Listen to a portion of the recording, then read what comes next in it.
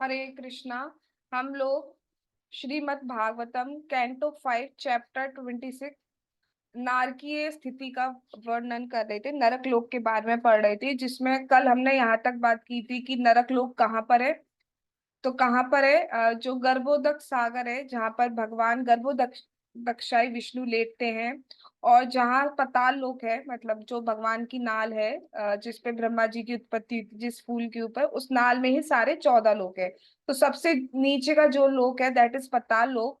उनके और गर्भोदक सागर के बीच में जो जगह है दैट इज नरक लोक। टोटल बहुत सारे नरक हैं, तो लेकिन जो मेन मेन है वो 28 नरक है। उनके बारे में, उनके कल नाम हमने डिस्कस किए थे, और दो नरक के बारे में पढ़ा था। पहला नरक हमने ये पढ़ा था तामिस्त, जहां पर अपहरण की बात आई थी। और दूसरा धोखे की बात आई है, जो आपकी स्क्रीन के सामने है, ठीक है, उसको अंध तामिस्त। अब हम आज थर्ड नरक के बारे में पढ़ते हैं। ऐसा व्यक्ति जो अपने शरीर को स्व मान लेता है और अपने शरीर तथा अपनी पत्नी और पुत्रों के पालन के लिए धन कमाने के लिए अहर्निश कठोर श्रम करता है। ऐसा करने में वह अन्य जीवात्माओं के प्रति हिंसा कर सकता है। ऐसे पुरुष को मृत्यु के समय अपनी तथा अपने परिवार की देहों को त्यागना पड़ता है और अन्य प्राणियों के प्रति की गई ईर्ष्या का कर्म फल यह मिलता है कि उसे रौरव नामक नरक में फेंक दिया जाता है। सो थर्ड नरक नेम इज रौरव नरक।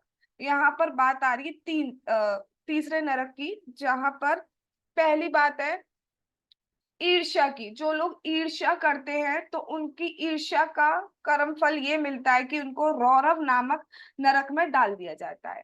दूसरी बात यहाँ पे ये किया जा रहा है कि ठीक है, हमारे ऊपर बहुत सारी रिस्पॉन्सिबिलिटीज होती हैं अपनी फैमिली के लिए। हमें अपना काम, बिजनेस, जॉब जो भी कर रहे हैं वो हमें करना पड़ता है, दैट्स ओके। बट इतना ज्यादा उसमें इंडल्ज हो जाना कि हम उनके पालन के लिए दूसरे जीवों पे हिंसा कर रहे हैं, दूसरे जीवों से ईर्ष्या कर रहे हैं, तो उसका रिजल्ट ये आता है, अगर हम गलत तरीके से पैसा कमा रहे हैं, अगर हम उस कमाने के चक्कर में, अपने शरीर को पालने के चक्कर में, अपने परिवार को पालने के चक्कर में, उसमें आपकी फैमिली का कोई भी मेंबर्स हो सकता है, उनको पालने के चक्कर में अगर आप दूसरों के प्रति हिंसा कर ले रहे हैं, दूसरों को ईर्ष्या कर रहे हैं, दूसरे को नीचा झुकाने की कोशिश कर रहे हैं, तो उसका फल ये मिलता है कि हमें रौरव नामक नरक में डाल दिया जाता है। तात्पर्य देखते हैं प्रभुपाद जी का। श्रीमद् भागवतम 10.84.13 में कहा गया है, यस्यात्म बुद्धि कुरपे त्रिधातु के स्वधि कला त्रिधिषु भौम इज्यदि यतीर्थ बुद्धि सलीले न करहिचित जनेष्व भिग्गेशु सा एव गोखरा। जो तीन तत्वों पित्त, कफ तथा वायु से भरे शरीर रूपी थैले को स्व मान लेता है, जो अपनी पत्नी तथा पुत्रों से घनिष्ठता पूर्वक बंधा रहता है, जो अपनी भूमि को पूज्य मानता है, जो पवित्र तीर्थ स्थानों के जल में स्नान करता है, किंतु जो वास्तविक ज्ञानी पुरुषों से लाभ नहीं उठाता, वह गधे या गाय के तुल्य है। समझ लेते थोड़ा, काफी समझने वाली बात है। अभी क्या शरीर रूपी थैला, क्या बात की जा रही है? हमारा जो शरीर है इसको कहा जाता है stool of bag. Stool of bag क्या कहा जाता है? स्टूल। हमारे इसमें भरा क्या है? इसमें हम बहुत अच्छी अच्छी चीजें डालते हैं, 9 छिद्र है शरीर में, ठीक है, इसमें से हम बहुत अच्छी चीजें डालते हैं। आपने जो भी आपकी वॉट एवर फेवरेट डिश हो, उसको आपने खाया, कितनी अच्छी, कितनी अच्छी खुशबू आ रही होती है, लेकिन जब वो निकलती है तो कितनी खराब होके निकलती है। कोई सा भी आप छिद्र दे सकते हो, उसमें से जो भी चीजें निकली है वो बिल्कुल खराब निकलती है। यानी कि कोई चीज अगर सही भी है, बट जब वो इस शरीर का, इस बॉडी का एसोसिएशन करती है, संग करती है, तो वो खराब हो जाती है। इतना खराब है ये बॉडी, और इसके कारण हम इतने ज्यादा, मतलब एक तरीके से बोला जाए, इतना ज्यादा इसमें हम डूब चुके हैं कि बस इसके आगे हम और कुछ स्टेप सोच ही नहीं पा रहे। सिर्फ खाना, आहार, मतलब आहार, वह, निद्रा और मैथुन, इन 4 चीजों में लगे हुए हैं, और इसके आगे हम कुछ भी नहीं सोच पा रहे हैं। अब आज ही मैं भी इससे पहले एक लेक्चर सुन रही थी और उसमें इतनी बात आई कि हम आहार के बारे में सोचें, तो हम सोचें कि हम कितना खाना खा चुके हैं अभी तक। अगर हम इतना ज्यादा उस समय हैप्पीनेस मिल रही होती तो हम आगे खाना ही क्यों चाहते? फिर तुम सेटिस्फाई हो जाते ना। बट क्या हम कभी सेटिस्फाई हो पाते हैं? ना हम आहार से हो पाते हैं, ना हम निद्रा से हो पाते हैं, ना हम भय से हो पाते हैं, ना हम मैथुन से हो पाते हैं। तो यानी कि ये चीजें जो है ये हमें परमानेंट हैप्पीनेस दे ही नहीं सकती हैं। कुछ और है जो हमें परमानेंट हैप्पीनेस देता है। दैट इज कृष्ण कथा, दैट इज भक्ति, दैट इज चैंटिंग। भगवान का नाम, भगवान की कथा ही है जो हमें परमानेंट हैप्पीनेस देता है। वरना क्यों क्यों हम डेली आ रहे होते हैं इस कथा के लिए। मैं सिर्फ इसी प्लेटफॉर्म की बात नहीं कर रही हूँ। हम क्यों कथा सुन रहे हैं? ना इसके लिए हमें कोई पैसा मिल रहा है, ना इसके लिए हमें कोई मार्क्स मिल रहे हैं, कुछ भी नहीं मिल रहा है। राइट? स्टिल हम आ रहे हैं, तो दैट मीन्स कुछ ना कुछ टेस्ट, कुछ ना कुछ हम रेलिश कर पा रहे हैं। That's why we are coming daily. Right? वही बात की जा रही है। अब जब आप देखें, अगर हम साइंस की तरफ भी जाएं, तो ह्यूमन बॉडी की जब देखा जाए तो तीन चीजों से बना होता है, दैट इज पित्त, कफ और वायु। इन तीन चीजों का ही ये शरीर बना हुआ होता है। तो बस बेसिकली अगर हम इसकी टेक केयर कर रहे हैं, हाँ ठीक है, इसका ध्यान हमें रखना होता है, क्योंकि अगर शरीर ठीक नहीं होगा, हेल्थ ठीक नहीं होगी, तो हम भक्ति भी कैसे कर पाएंगे? राइट? अभी किसी के नेक में पेन हो तो उसे बैठा नहीं जाएगा, तो चैंटिंग भी कैसे करेगा? तो उस एंगल से हमें शरीर का ध्यान रखना होता है। हेल्थ अनहेल्दी में हम चैंटिंग नहीं कर पाएंगे, कथा नहीं सुन पाएंगे, तो प्रॉब्लम हो जाएगी। तो उसके लिए हमें हाँ हेल्थ का ध्यान रखना है। ये शरीर बहुत महत्वपूर्ण है। कल भी हमने बात की थी ह्यूमन लाइफ कितनी इंपॉर्टेंट है। 84 लाख स्पीशीज हैं, उसमें से एक जो है वो तब हमें मनुष्य जीवन मिल पाता है। तो कितना इंपॉर्टेंट है हमारे लिए, तो उसके लिए हमें ध्यान रखना है। बट ये नहीं इसी को करे जा रहे हैं, भाड़ में गई भक्ति। भक्ति क्या होती है वो हम देखेंगे बूढ़ा होंगे, जब बुढ़ापा आएगा तब देखी जाएगी भक्ति। तो कई बार ऐसे इतनी दिक्कत आ जाती है कि हमारे हाथ हिलने लगते हैं, हम बैग में हाथ, मतलब बैग इन द सेंस जो बीट बैग होता है उसमें हाथ भी नहीं रख पाते, इतनी दिक्कत होती है। बट हम सोचते हैं तब कर लेंगे, तब कर लेंगे। अभी नहीं कर पा रहे हैं तो तब क्या करेंगे? तब तो बिल्कुल ही हमारे जो सेंसेस है वो वीक पड़ जाते हैं, तो हम कैसे कर पाएंगे? उसके बाद प्रभुपाद जी क्या कह रहे हैं, मतलब अपनी पत्नी में, अपने परिवार में, अपने पुत्रों में तो बहुत संबंध बना रखा है। मेरा घर, मेरी पत्नी, मेरा बच्चा, ये मेरी प्रॉपर्टी है, इन सब में सब कुछ कर रहा है। लेकिन वास्तविक लाभ यानी कि कथा का लाभ अगर कोई नहीं उठा रहा है तो उसे गधे या गाय के तुल्य ही माना जाना चाहिए। दो प्रकार के पुरुष जीवन की भौतिकता में मग्न रहते हैं। प्रथम प्रकार के पुरुष अज्ञानतावश अपने शरीर को स्व मान लेते हैं, अतः वे निश्चय ही पशु तुल्य हैं। किंतु दूसरे प्रकार का पुरुष न केवल अपने भौतिक शरीर को स्व मान लेता है, वरन अपने शरीर पालन के लिए नाना प्रकार के पाप करता है। वह अपने परिवार के लिए और अपने लिए सबों को ठगता है, अन्यों से अकारण ईर्ष्या करता है। ऐसा व्यक्ति रौरव नरक में फेंक दिया जाता है। यदि कोई अपने ही शरीर को ही पशुओं की तरह स्वयं मानता है तो वह अधिक पापी नहीं होता, किंतु यदि अपने शरीर पालन के लिए वृथा ही पाप कर्म करता है तो उसे रौरव नरक में फेंक दिया जाता है। वर्ड यूज किया जा रहा है, फेंक दिया जाता है।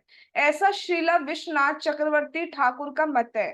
यद्यपि पशुओं में जीवन के प्रति देहात्म बुद्धि है, किंतु वे अपने शरीर, अपने जोड़ों या बच्चों के पालन के लिए कोई पाप नहीं करते।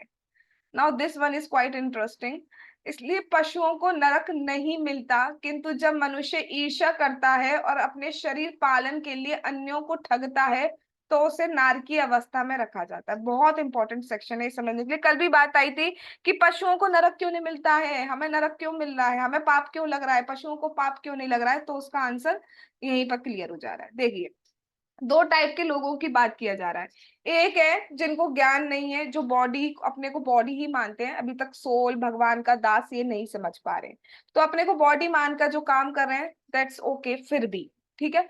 बट एक है, मतलब अपने और अपने लोगों के लिए पालन करने के लिए कुछ भी कर रहे हैं, दूसरों से हिंसा कर रहे हैं, दूसरों से ईर्ष्या कर रहे हैं, तो ऐसे लोगों को रौरव नरक में फेंक दिया जाता है। जो पहली वाली कैटेगरी है वो पशु मान रही है, पशु की तरह रह रही है। पशु की तरह रहने के लिए मतलब क्या है? आप कोई भी जानवर को देख लो, जानवर के भी बच्चे हैं, लेकिन जानवर अपने बच्चे के खाने के लिए दूसरों से हिंसा, दूसरों से ईर्ष्या कभी नहीं करता है। कभी देखा है किसी जानवर को हिंसा ईर्ष्या करते हुए? उसका जो गाय के पास आप घास रख लो और आप मीट रख लो, वो हमेशा घास ही खाएगी। आप कुछ भी रख लो, वो घास ही खाएगी। कोई ईर्ष्या नहीं। हमारे पास क्या है, कुछ भी चीजें रख दिया जाए, ये घर, ये वाला पैक करके ले चलते हैं, ये वाला मेरा बच्चा खा लेगा, ये मेरी पत्नी खा लेगी, ये 2 दिन बाद काम आ जाएगा। तो कलेक्टिव हमारी मेंटालिटी क्या हो गई, कलेक्टिव रखो और उठा के और चाहिए और चाहिए और चाहिए, जितना दे दो उतना कम है। ठीक है, उसके लिए दूसरे को नहीं मिले तो चलेगा, दूसरे की पेट पे लात पड़े चलेगा, बट अपना भरना चाहिए। ये मेंटेलिटी बहुत खराब है, और इसके कारण नरक में, कौन सा नरक है, रौरव नरक में हमें स्थान मिलता है। कितना सुंदर स्थान है ना, रौरव नरक में हमें स्थान मिलता है। अभी उसके नेक्स्ट श्लोक में आएगा कि वहां पे क्या होता है। इतना सुंदर स्थान हमें रौरव नरक में, जब फेंक दिया जाता है हमें। तो पालन तो देखो सबका भगवान कर रहे हैं। एक और बहुत सुंदर एनालॉगी है कि गाय है, ठीक है, गाय घास खाती है, घास के पास कई बार आक आक टाइप का, मतलब एक काइंड ऑफ दूसरी घास होती है जो जहरीली होती है। लेकिन जो गाय होती है वो आक के पत्ते कभी नहीं खाती है, वो हमेशा घास ही खाती है। तो कौन उसको बुद्धि दे रहा है, देखने में काइंड ऑफ सिमिलर है, ग्रीन ग्रीन, बट वो आक के पत्तों को नहीं खाएगी गाय, घास खाती है। क्यों? क्योंकि भगवान ने ऐसी बुद्धि दे रखी है, तो भगवान सबका पालन करा देते हैं। जब हम अपनी माँ के गर्भ में थे तब भी तो हमारा पालन हो रहा था, कौन से पिज्जा बर्गर ये हमारे पास आ रहे थे, तब भी पालन हो जा रहा था।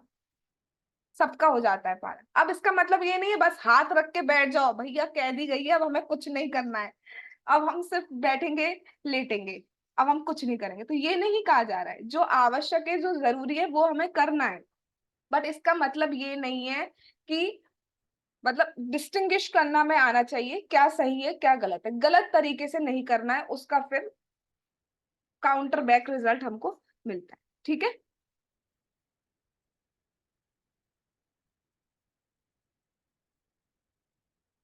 आगे चलते हैं।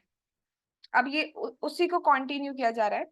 इस जीवन में ईर्ष्यालु व्यक्ति अनेक जीवात्माओं के प्रति हिंसक कृत्य करता है।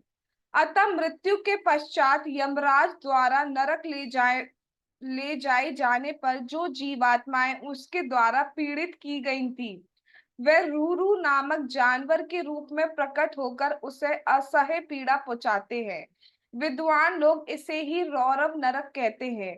रूरू सर्प से भी अधिक ईर्ष्यालु होता है और प्रायः इस संसार में दिखाई नहीं पड़ता, दिखाई देगा भी नहीं, वो नरक का जानवर है। तो यहाँ पे क्या बताया जा रहा है, अब उनको रौरव नरक में डाल दिया जाता है। तो इस नरक का नाम रौरव नरक क्यों है, क्योंकि यहाँ पे एक विशेष टाइप का जानवर है, दैट इज रूरू। रूरू क्या होता है, जैसे वो होता है ना, कैटरपिलर होता है, लकड़ी को भी काटा चाहता है। हाँ, ये उससे भी भयंकर है। ये क्या करता है, जो हम जब नरक में जाते हैं तो हमें दूसरा शरीर मिलता है, दैट इज यातना शरीर। कल बताई गई थी ना बात, जिसमें पेन हमें इससे भी ज्यादा होता है, बट शरीर छूटता नहीं है। वो उसमें कैटरपिलर की तरह cut cut cut cut cut करके खाता जाता है, खाता जाता है, खाता जाता है, और हमें इतनी लग रही होती है, मैं हम सोच भी नहीं सकते ना कितनी लग रही होगी। इतनी भयंकर पीड़ा हो रही होती है, लेकिन मरते नहीं है। और कोई बचाने वाला, कोई सुनने वाला, कुछ करने वाला नहीं होता है। कि तुमने दूसरों से ईर्ष्या करी है ना, दूसरों से जेलसी की है ना, दूसरों का अच्छा हमें देखने के, और आज के टाइम पर मेंटालिटी क्या हो गई है हमारी, अगर नहीं भी होती ना तो हमारी करवा दी जाती है। उसको देखो कहाँ से कहाँ पहुंच गया, पहले तो देखो कहाँ से कहाँ पहुंच गया, तुम यहीं रह गए, वो वहां पहुंच गया। खुद हमारी मेंटालिटी कर भी दी जाती है ऐसी। ठीक है, लेकिन जो ईर्ष्या करता है उसका परिणाम क्या होता है, ये आपके सामने, रौरव नरक में। और इतनी भयंकर पीड़ा होती है, हम इमेजिन भी नहीं कर सकते कितनी भयंकर पीड़ा होगी। कुछ सोचो, जब कैटरपिलर ऐसे ऐसे कट कट कट कट करके हमें काटेगा तो कितना दर्द होगा हमारे। और ये उससे भी भयंकर है, उससे भी ज्यादा पहने उसके शार्प टीथ होते हैं। तात्पर्य, श्रीधर स्वामी के अनुसार रूरू को भ्राश्रंग अति क्रूर से श्रृंगाख्या सत्व से अपदेशा संज्ञा भी कहा जाता है। श्रील जीव गोस्वामी ने अपने ग्रंथ संदर्भ में इसकी पुष्टि की है। रूरु शब्द से स्वयं मुनिनैवा टीका विधानालोकेषु प्रसिद्ध एवायम जंतु विशेषा। अलग टाइप का जंतु होता है। इस प्रकार भले ही इस जगत में हमें रूरू दिखाई ना पड़ते हो, लेकिन शास्त्रों से इनके अस्तित्व की पुष्टि होती है। आचार्यों ने अलग अलग शास्त्र में अपनी टीकाओं में बताया कि रूरू नाम का जो जानवर है वो अलग टाइप का जानवर होता है, जो रौरव नरक में पाया जाता है। तो ये हो गया थर्ड नरक। अब हम आते हैं फोर्थ पर। हाँ, ये रौरव से भी भयानक है, महारौरव। जो व्यक्ति अन्यों को पीड़ा पहुंचाकर अपने ही शरीर का पालन करता है, उसे दंड स्वरूप महारौरव नामक नरक दिए जाने को अनिवार्य कहा गया है। इस नरक में कृव्याध नामक रूरू पशु उसको सताते हैं, उसका मांस खाते हैं। ऐसे पशु तुल्य व्यक्ति को, जो केवल देहात बुद्धि में रहता है, क्षमा नहीं किया जा सकता। उसे महारौरव नामक नरक में रखा जाता है। अब इसको कुछ समझाने से पहले एक बात सुन लीजिए। अब हमें रियलाइज करना चाहिए कि we are so much fortunate. जब तक हम जब जब भी भक्ति में आए हैं, उससे पहले हम इसी तरीके का जीवन जी रहे थे। हम भी तो अपने को शरीर ही मान रहे थे। किसने बताया था we are soul, we are parcel of Krishna? किसने बताया था हमें? किसी ने भी नहीं बताया था।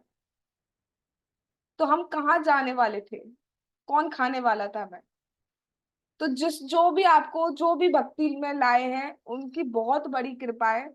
और भगवान की, गुरु गौरांगा की तो कृपा ही है ही हमारे ऊपर, कि उन्होंने चूज किया है और उनको मीडियम बना के हमारी लाइफ में भेजा है।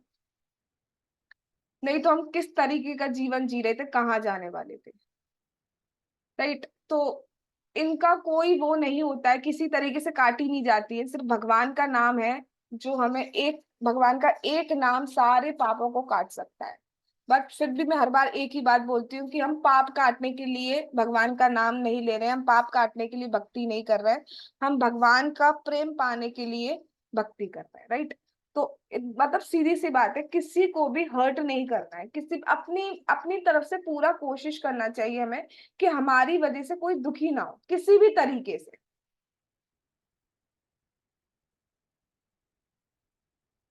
आगे चलते हैं। हाँ, ये अब आ गया हमारा नॉन वेज के ऊपर। क्रूर व्यक्ति, इसको मैं थोड़ा चिल्ला के बोलूंगी। क्रूर व्यक्ति अपने शरीर के पालन तथा अपनी जीभ की स्वाद पूर्ति के लिए निरीह जीवित पशुओं तथा पक्षियों को पका खाते हैं। ऐसे व्यक्तियों की मनुजात मनुष्य भक्षक भी भर्त्सना करते हैं। अगले जन्मों में वे यमदूतों के द्वारा कुंभी पाक नरक में डाले जाते हैं और उन्हें उबलते तेल में भूना जाता है। तुमने भूना है ना? तुमने बेसहारे पशु पक्षियों को पकाकर खाया। अब कुछ लोग कहते हैं भाई हम नहीं पकाते, हम तो पकाया पकाया लाते हैं और उसको खाते हैं। तो पकाया किसकी वजह से? किसकी वजह से पकाया है? जो खाते हैं उन्हीं की वजह से तो पकाया है। तो क्रेडिट आपको भी मिलेगा उसका पूरा का पूरा। किसी भी काम को करने के पीछे जो जो भी उसमें इन्वॉल्व है, उसको उसका इंस्पायर करने वाला, उसको एक्चुअली परफॉर्म करने वाला, उसकी किसी भी तरीके से सहायता करने वाला, सबको फल मिलता है सेम। ये नहीं कि हमने एक्चुअली कलछी नहीं चलाई तो हमें पाप नहीं मिलेगा। नहीं नहीं, उसका ट्रांसपोर्ट किसने किया, उसको खरीद के कौन लाया, उसको किसने पकाया, उसको किसने खाया, किसने आपसे कहा कि चल चल उस वाले फलाना रेस्टोरेंट चलते हैं, वहां का बहुत अच्छा मिलता है। तो जो भी जिस भी तरीके से इंस्पायर कर रहा है हमें उसे को खाने के लिए, वो सब की सब तेल में भुने जाते हैं, उबलते तेल में। अब हम सोच सकते हैं कि क्या, सोच भी नहीं सकते एक्चुअली कितना कितना क्या हमारी स्थिति होती है। और उबलता तेल भी वो ऐसा वैसा नहीं होता, यहाँ पे जो तेल उबल जाएगा एक लिमिट तक तेल उबालेंगे, उसके बाद फिर नहीं उबालते, वो जल जाएगा, ये जो भी है। वहां तो वो जलेगा भी नहीं, उबलता रहे, हम चीखते रहेंगे, चीखने की मतलब जलते हुए हम चीख भी नहीं पाएंगे, ना कोई सुनने वाला है। ये स्थिति होती है। फिर भी पता है क्या होगा?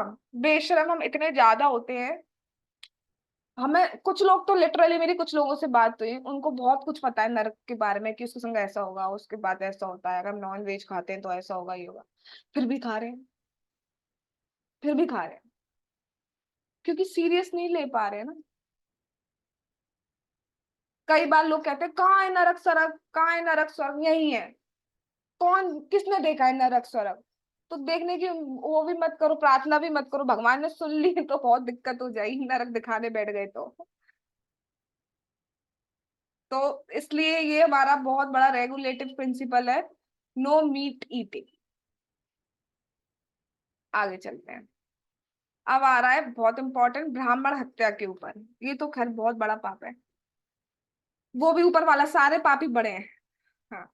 ब्राह्मण हंता को काल सूत्र नामक नरक में रखा जाता है, जिसकी परिधि 80,000 मील की है, और जो पूरे का पूरा तांबे से बना है। बहुत भयंकर, मतलब जिसकी जमीन, जिस पर हम बैठे होते हैं, जमीन जो होती है वो तपते हुए, बिल्कुल तपते हुए तांबे से, यानी कि तांबा कॉपर से बनी हुई है। मतलब जमीन भी इतनी गर्म है कि तपता हुआ कोई भी मेटल ले लो, तपती हुई मेटल, उससे बनी हुई है जमीन।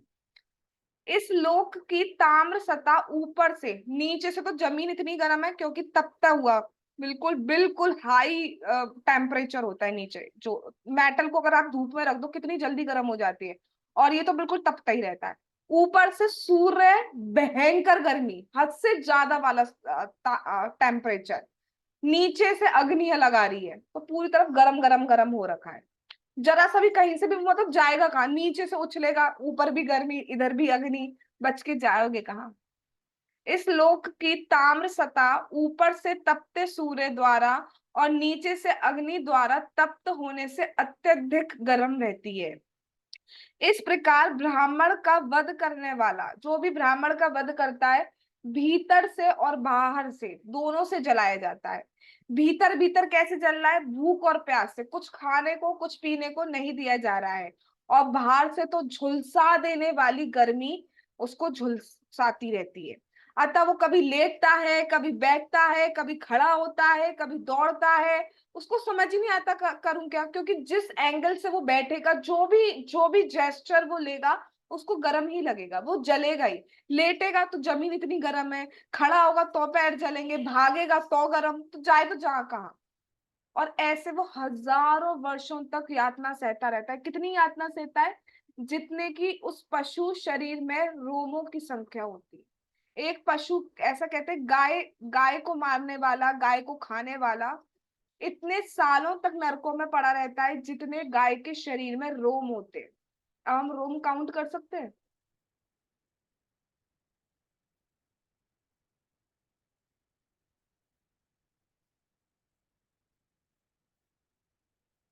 नेक्स्ट, यदि कोई व्यक्ति किस, हाँ अब ये हमें समझना चाहिए, बहुत इंपॉर्टेंट सेक्शन है। कई बार लोग, एक क्वेश्चन आता है, भक्ति करने की क्या जरूरत है, अच्छे कर्म करने चाहिए ना, सिर्फ अच्छे कर्म करें, परोपकारी करें, धर्मशालाएं खुलवाएं, भूखों को भोजन दें, लेकिन भक्ति करने की क्या जरूरत है, भगवान का नाम लेने की, हरे कृष्णा कृष्ण कृष्ण हरे हरे, हरे राम राम हरे हरे, ये करने की क्या जरूरत है। क्या तुम लोग पूरे दिन माला ले लेके हरे कृष्णा करते रहते हो, क्या करने की जरूरत है, क्यों जरूरत है सुबह मंगल आरती अटेंड करने की, ये सब करने की क्या जरूरत है। अच्छे कर्म करो ना, बस बढ़िया है।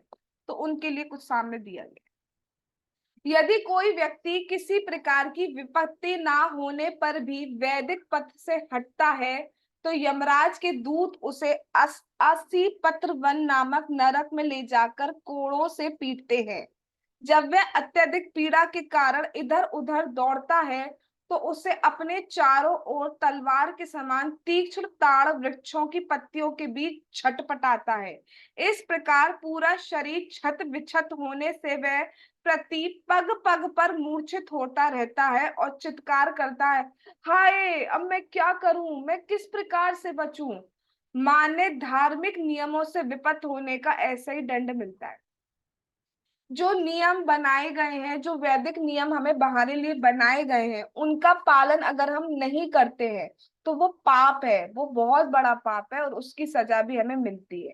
कोड़ों से पीटा जाता है, और जब हम पिटने के डर से भागते हैं, तो वहां पे पेड़ बहुत नुकीले नुकीले हैं, ठीक है, और उनसे ऐसे हैं कि उनसे हमारा शरीर जो होता है, यातना शरीर, वो छिलता जाता है, और फिर हम चीखते रहते हैं, बेहोश होते रहते हैं, क्या करूं, कैसे बचूं। इसलिए धार्मिक नियमों का पालन करना बहुत जरूरी है। वास्तव में हमारे लिए नहीं, सभी के लिए धार्मिक नियम केवल एक है, धर्मम तु साक्षात भगवत प्रणीतम। क्या है हमारा धर्म का मतलब, श्री भगवान के आदेशों का पालन करना ही एकमात्र धार्मिक नियम है। अब श्री भगवान के आदेश हमें कैसे पता चलेंगे? भगवत गीता, भगवत गीता में भगवान ने क्या कहा है? मन मना भव मत भक्तो मद्याजिमाम नमस्करो, मुझ में मन लगाओ, मुझको नमस्कार करो, मेरी पूजा करो, यही धर्म है।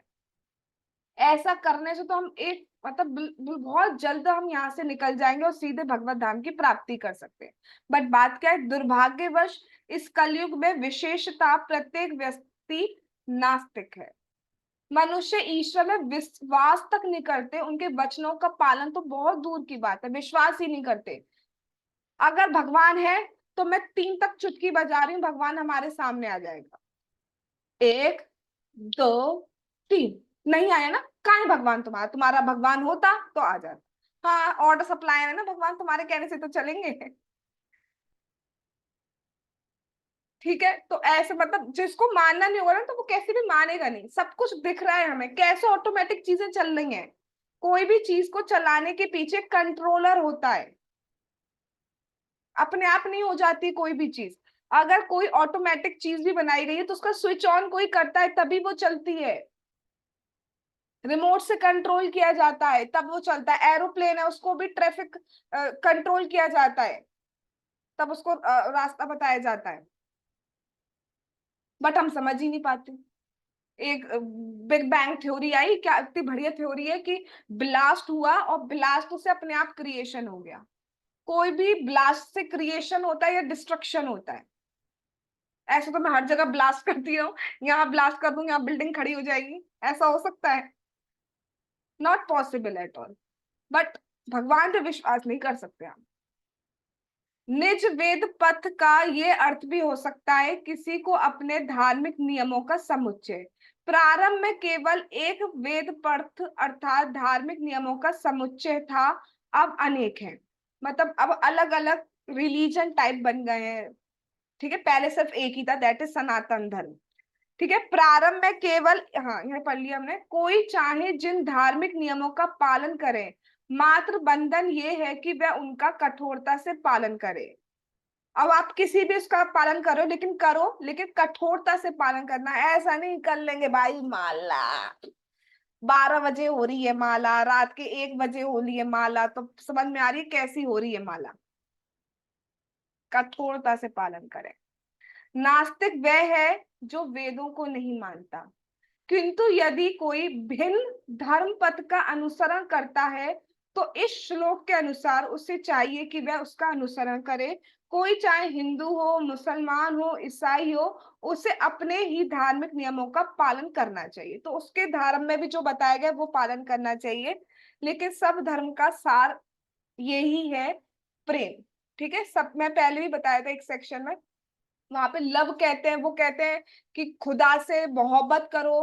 तो इस टाइप से वर्ड्स का खेल फेर है, हेर फेर है। बट बात इतनी है कि भगवान से प्रेम करना है, वो प्रेम हमारे अंदर ऑलरेडी है, उसको जागृत करना है। बात सब जगह एक ही है। ठीक है, वहां कहते हैं खुदा से मोहब्बत करो, वहां कहते हैं क्रिश्चियनिटी में कि लव लव को लेके बोला गया है, और यहाँ तो है ही भगवत प्रेम, बात एक ही आती है। ठीक है, डिफरेंस कुछ नहीं आता है। किंतु यदि कोई स्वतः अपने मन में अपना धर्म पथ गढ़ लेता है या वह किसी भी धार्मिक नियम का पालन नहीं करता है तो उसे नरक में यातना भोगनी पड़ती है। अपने मन से कोई भी, हम नहीं मानते तुम्हारे धर्म शर्म, हम अपना धर्म खुद बनाएंगे। हमारे धर्म के अकॉर्डिंग ये है कि सिर्फ नवरात्रि में नॉनवेज नहीं खाएंगे, सिर्फ नवरात्रि में हम ड्रिंक नहीं करेंगे, और एक हम ट्यूसडे चूज कर लेंगे और एक आध को चूज कर लेंगे बस। रेस्ट डे हम अपने मन की सुनते हैं, बिकॉज वी आर मंकी। कहाँ पे लिखा है ऐसा? ऐसा कर लो।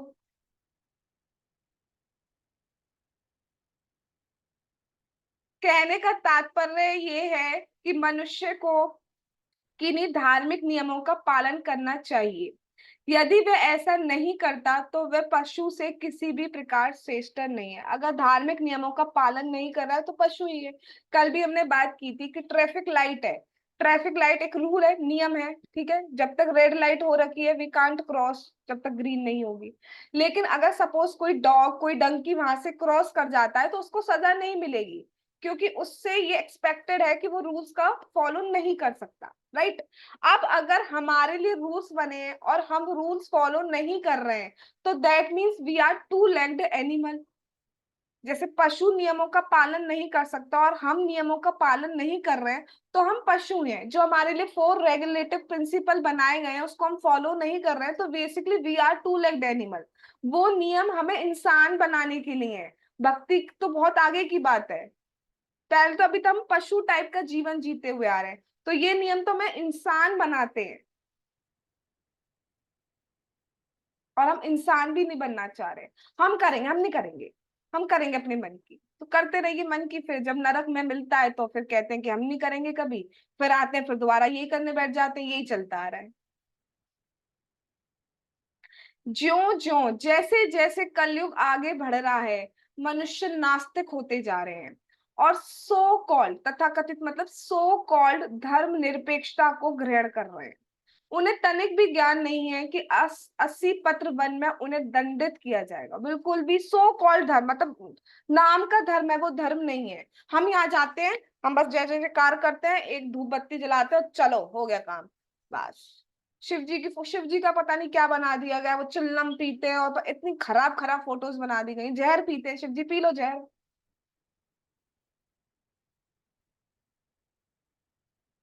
अपने मन से कुछ भी बना दिए गए। भगवान कृष्ण को राधा रानी का तो पता नहीं क्या ही दिखा दिया जाता है। जो तत्व है वो राधा तत्व, वो समझ तो कोई सकता ही नहीं है, अभी हम लोग उस लेवल पे भी नहीं है कि हम समझ पाए। बट हम लोग बस समझ ली, बस एक प्रेमी था एक प्रेमिका थी, उसने उनसे शादी नहीं करी और ये बस धर्म। और उसका कितना ज्यादा पाप लगता जा रहा है।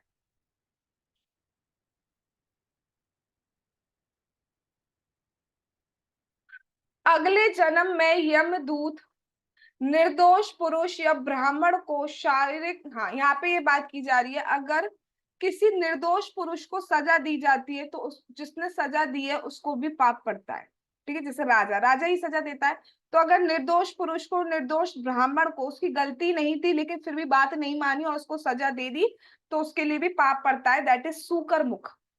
अगले जन्म में यमदूत निर्दोष पुरुष या ब्राह्मण को शारीरिक दंड देने वाले पापी राजा अथवा राज्य अधिकारी को सूकर मुख नामक नरक में ले जाते हैं।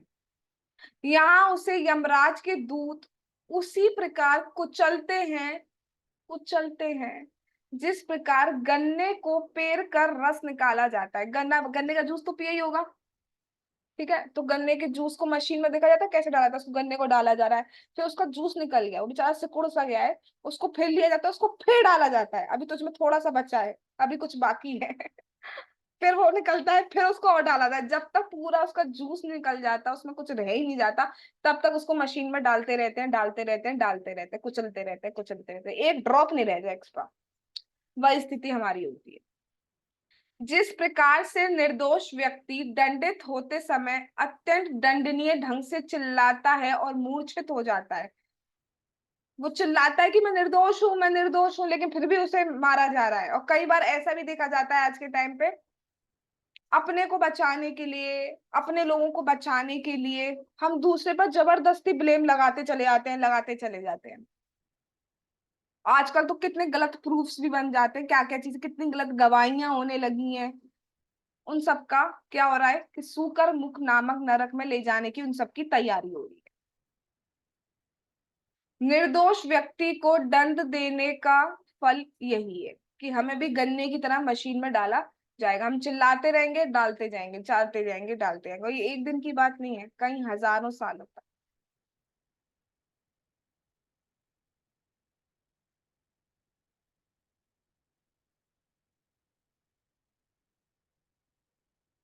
आगे देखते हैं। परमेश्वर की व्यवस्था से खटमल तथा मच्छर जैसे निम्न श्रेणी के जीव मनुष्यों तथा अन्य पशुओं का रक्त चूसते हैं। इन तुच्छ प्राणियों का इसका ज्ञान नहीं होता है कि उनके काटने से मनुष्यों को पीड़ा होती होगी।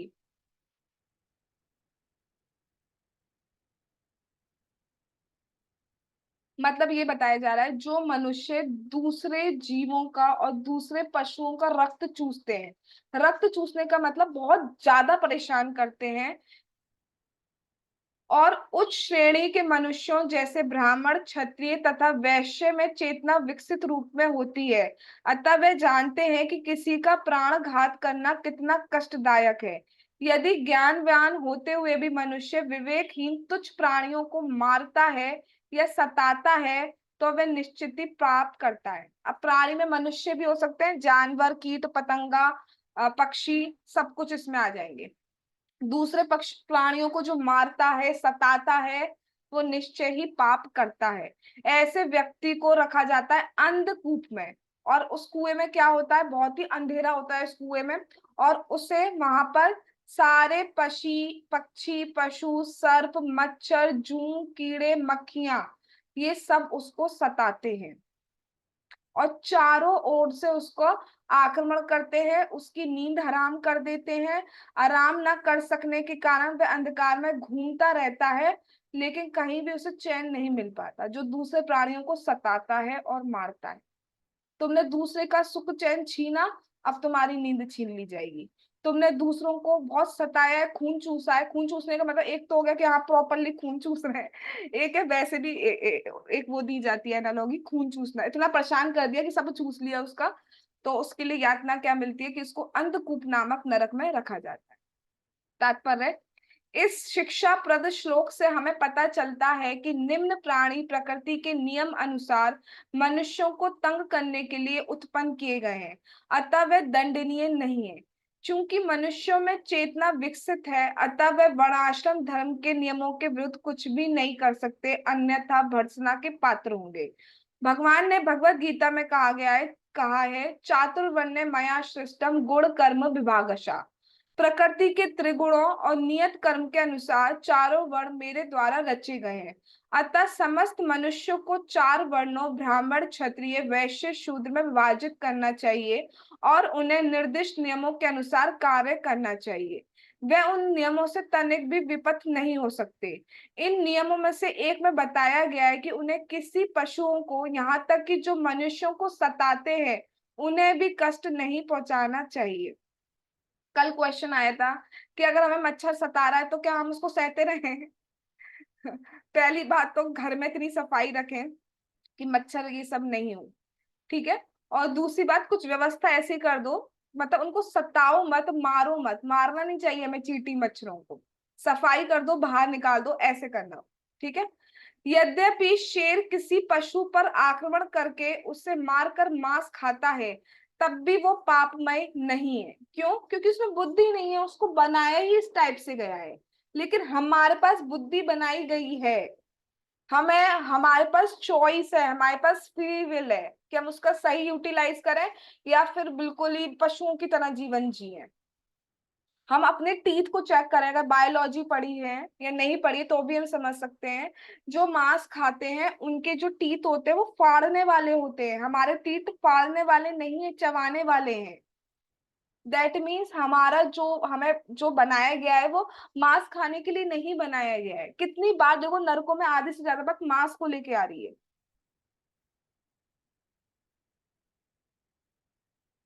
और दूसरी बात, जो हमारी इंटेस्टाइन होती है वो इतनी कैपेबल नहीं होती है कि उसने उतने मांस का जो प्रोटीन उन सबको डाइजेस्ट कर पाए।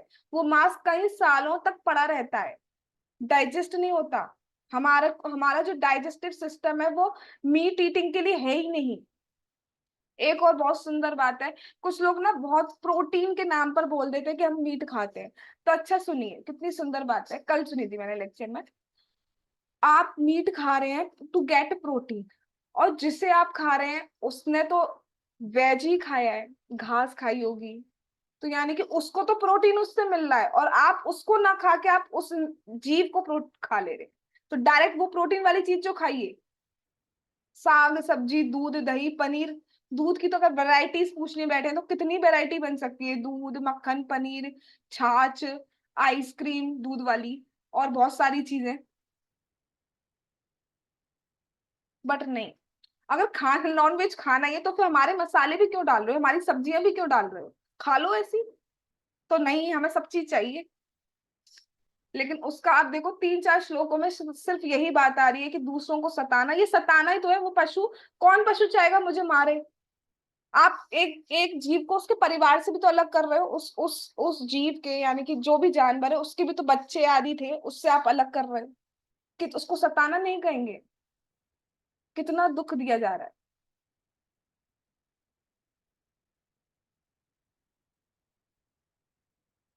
दूसरे शब्दों में, वह मनुष्य जो अपनी विकसित चेतना का उपयोग नहीं करता है, उल्टा पशु जैसे व्यवहार करता है, वह अनेक नरकों में दंड पाता है। तो उसके लिए एक नरक नहीं, उसको तो 2-3 नरकों में रखा जाता है, इतना दंड दिया जाता है। इसलिए दूसरे को किसी भी तरीके से हमें पूरी तरफ से प्रयास करना चाहिए कि हमारी वजह से कोई दुखी ना हो। जाने अनजाने में कई बार चीजें हो जाती हैं, बट इतना भी मत सता दो कि बहुत दिक्कत हो जाए। और फिर सबसे बड़ा भगवान सॉल्यूशन है ना हर चीज का, जब हम 10 अपराध पढ़ेंगे तो उसमें भी जब उसका वो आया है कि आप कैसे फिर इसको रोक सकते हो, क्षमा मान लो। जिससे गलती हो भी गई है, जानबूझ के नहीं, अनजाने में गलती हो भी गई है, क्षमा मान लो। कोई छोटा नहीं होता है। जो भक्त होगा वो आपको क्षमा कर भी देगा। क्योंकि भक्त का चरित्र, भक्त की एक क्वालिटी, एक गुण होता है कि वो बहुत विनम्र होता है।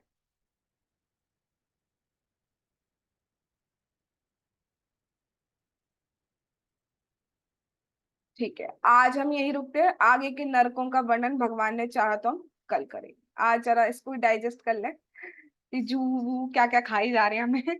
इससे आगे का हम कल डाइजेस्ट करेंगे। जगत गुरु श्रीला प्रभुपाद की जय। ग्रंथ राज श्रीमद् भागवतम की जय। श्री श्री गौर निताई की जय। श्री श्री कृष्ण बलराम की जय। श्री श्री ललिता विशाखा राधे श्याम की जय। श्री वृंदावन धाम की जय। हरे कृष्ण महामंत्र की जय। निताई गौर प्रेमानंदे हरि हरि बोल। हरे कृष्णा कृष्ण कृष्ण हरे हरे, हरे राम राम राम हरे हरे। वांछा कल्पतरुभ्यश्च कृपा सिंधु भयेव च पतितानां पावनेभ्यो वैष्णवेभ्यो नमो नमः। All glories to assemble devotees. Hare Krishna.